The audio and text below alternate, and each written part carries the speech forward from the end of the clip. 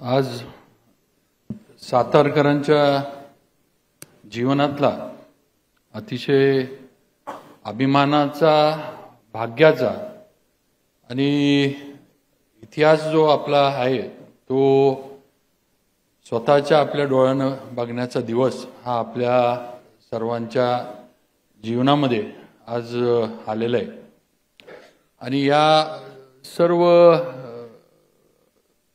दिवसाचं किंवा आजच्या या क्षणाचं ज्यांच्या प्रयत्नामुळे आज हा क्षण आपल्या जीवनात आलाय ते आपले सातारचे सुपुत्र आणि महाराष्ट्राचे लाडके मुख्यमंत्री एकनाथजी शिंदे साहेब, आमचे नेते आणि महाराष्ट्राचे उपमुख्यमंत्री माननीय देवेंद्रजी फडणवीस साहेब, आपले दुसरे नेते आणि महाराष्ट्राचे उपमुख्यमंत्री अजितदादा पवार साहेब, आणि त्याचबरोबर खऱ्या अर्थानं ज्यांनी माझी विनंती मान्य केली आणि साताऱ्यामध्ये छत्रपती शिवाजी महाराजांची ही वाघनकं भारतात महाराष्ट्रात आल्यानंतर पहिल्यांदा आणली ते आपले सांस्कृतिक मंत्री सुधीरभाऊ मुनगंटीवार साहेब, त्याचबरोबर पालकमंत्री मान्य शंभूराजे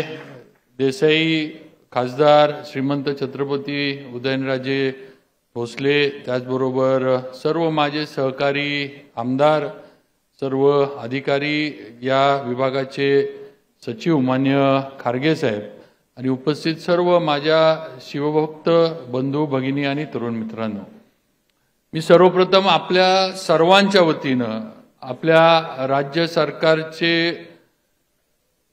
तिघही आपले नेते या तिघांचंही सगळ्यांनी टाळ्या वाजवून परत एकदा मनापासून सातारकरांनी आभार मानावेत अशी मी विनंती करतो। सुधीर भाऊंचे पण आपण आभार मानले पाहिजेत, कारण आज सगळ्यात प्रथम छत्रपती शिवाजी महाराजांची वाघनकं लंडनवरून साताऱ्यामध्ये त्यांनी आणली। याबद्दल सुधीर भाऊंना जेवढं आपण धन्यवाद देऊ तेवढे कमी आहेत असं म्हटलं तरी काही चुकीचं ठरणार नाही। आज जसं आता खारगे साहेबांनी सांगितलं की हा आपल्या सगळ्यांच्या जीवनातला अभिमानाचा, श्रद्धेचा आणि आपल्या आयुष्यातला हा अतिशय दुर्मिळ क्षण आहे असं म्हणावं लागेल। जो इतिहास आपण पुस्तकातून आपण आपल्या शिक्षणाच्या माध्यमातून म्हणा किंवा वेगवेगळ्या ह्याच्यातनं वाचला, बघितला, चित्रामध्ये बघितला, आज खऱ्या अर्थानं त्या इतिहासाचं साक्षीदार होण्याचा क्षण हा आज आपल्याला मिळालाय। आज छत्रपती शिवाजी महाराजांच्या वाघनकाचं, ज्या वाघनकाच्या माध्यमातून अफजल खानाचा वध केला, आज ती वाघनकं आपल्या साताऱ्यामध्ये आली। त्याचं अनावरण मुख्यमंत्री आणि दोन्ही सन्मान्य उपमुख्यमंत्र्यांच्या हस्ते या ठिकाणी अतिशय विधिवत पद्धतीनं सगळं झालंय, आपण बघितलंय। आणि उद्यापासून आपल्या सर्वांना या वाघनकांचं दर्शन घेण्याची संधी ही आपल्या सगळ्यांना उपलब्ध होणार आहे। मी फक्त इथं उभा आहे एवढ्यासाठीच की आज या तिघांनी आणि सुधीर भाऊंनी हे आपल्याला जे काही आपला इतिहास होता तो आपल्यापर्यंत पोहोचवलाय। मी मुख्यमंत्री महोदय, आपण आमचे नेते देवेंद्रजी असतील, अजितदादा असतील, यांना एवढंच सांगू इच्छितो की आपल्या माग हा सातारा जिल्हा काल पण उभा होता, आज पण उभा आहे आणि साहेब उद्या पण उभा राहणार, हे आपल्याला अगदी ठामपणे आम्ही सर्वजण इथं जे आहे ते आम्ही आपल्याला सांगू इच्छितो। आपण एवढं मोठं आमच्यासाठी राज्य सरकारनं जे काही हे केलंय हे शब्दात आम्ही त्याचं वर्णन करू शकत नाही किंवा आभार मानू शकत नाही। आज महाराष्ट्रामध्ये अनेक शहरं आहेत, अनेक मोठी शहरं आमच्यापेक्षा पण आहेत, पण तिथं हा सोहळा न करता आपण आमच्या इथं हा सोहळा केला, त्याबद्दल नक्कीच आम्हाला याचा अभिमान आहे, आम्हाला आपला सर्वांचा अभिमान आहे।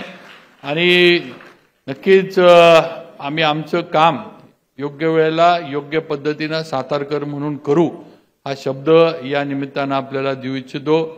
आज आपण सगळेजण आलाय आणि तिघं पण मागितल्यावर देणारी मंडळी आहात, नाही म्हणणार नाही, त्यात मुख्यमंत्री तर सातारचे सुपुत्रच आहेत. देवेंद्रजी आमचे नेते आहेत, ते तर भरभरून आम्हाला दिलेलंच आहे. आणि दादांचं काय बोलायची म्हणजे हे नाही, त्यांचं सातारवर पहिल्यापासून प्रेम आहेच. आणि मी जरी थोडा बाजूला गेलो असलो त्यांच्यापासून, तरी माझ्यावर प्रेम आहे, ही पण वस्तुस्थिती आहे. दादा, आत्ता खारगे साहेबांनी सांगितलं की छत्रपतींची वागणुकं असू दे, छत्रपतींचा इतिहास असू दे, गड किल्ले असू देत, या सर्वांचं एक अस्मितेचं नातं आपलं आहे. तर माझी सर्व सातारकरांच्या वतीने एक छोटीशी विनंती आहे.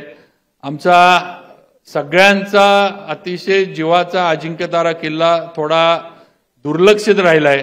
जरा तिघांनी मिळून तिथं लक्ष टाका.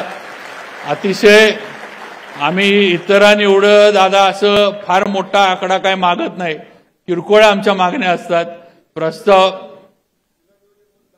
नाही, त्यात आमचं पोट भरत नाही. 10 नाही, सातारकरांनी सांगावं 10 कोटीमध्ये आपलं काम होऊ शकतं का? नाही. त्यामुळं पालकमंत्र्यांनी दिली, तुम्ही आपण तर काय आपण आमचेच आहात, आपण पायथ्यालाच, अजिंक्यताराच्या पायथ्यालाच राहता आपण. त्यामुळं 10 कोटी हे आपल्याकडनं आले, पण सरकारकडनं एवढे मोठे, तिघं पण एवढे मोठे आहेत, तर त्या तिघांच्या उंचीचं जे काही काम आहे ते आमच्या अजिंक्यतारा किल्ला जेव्हा आम्ही प्रस्ताव दिलेले आहेत, तर त्या प्रस्तावाला शासनाच्या माध्यमातून अजिंक्यतारा किल्ल्याच्या संवर्धनासाठी आणि त्या ठिकाणी म्हणजे येणाऱ्या पर्यटकांसाठी, येणाऱ्या तिथं रोज शहरातली लोक जी जातात फिरायला, त्यांच्यासाठी आपण आम्हाला आमच्या प्रस्तावाला मान्यता द्यावी.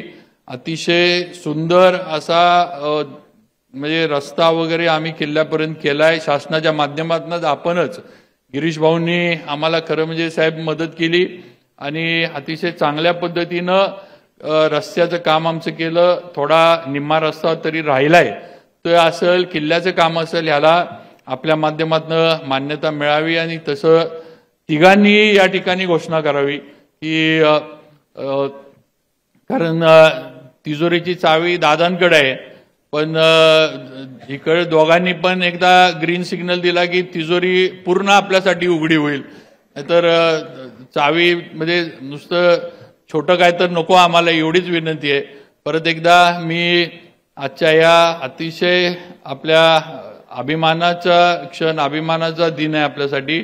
मी परत एकदा आपल्या सर्वांच्या वतीनं माननीय मुख्यमंत्री एकनाथजी शिंदे साहेब, माननीय उपमुख्यमंत्री देवेंद्रजी फडणवीस साहेब आणि माननीय उपमुख्यमंत्री अजितदादा पवार साहेब यांचा आभार मानतो.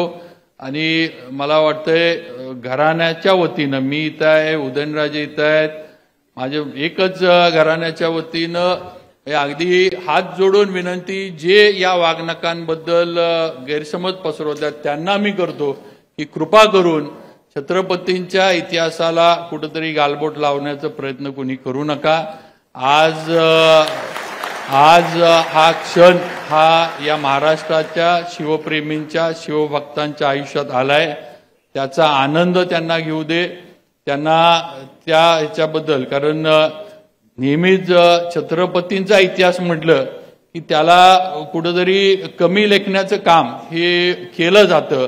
आणि दुर्दैवाची गोष्ट हीच आहे की महाराष्ट्रातला मराठी माणूसच हे करत असतो, ही मला वाटतं एक खंत या निमित्तानं व्यक्त केली पाहिजे. बाहेरच्या राज्यातल्या कुणी आपल्यावर आक्षेप घेतले तर एक वेळ आपण समजू शकू, पण ज्या महाराष्ट्राची संपूर्ण ओळख छत्रपती शिवाजी महाराजांमुळे आहे, आज या मराठी माणसांच्या माध्यमातूनच अशा पद्धतीनं कुठेतरी छत्रपतींचा इतिहास हा कुठेतरी वेगळ्या पद्धतीनं भरकटत नेण्याचा प्रयत्न केला जातो. हे थांबलं पाहिजे.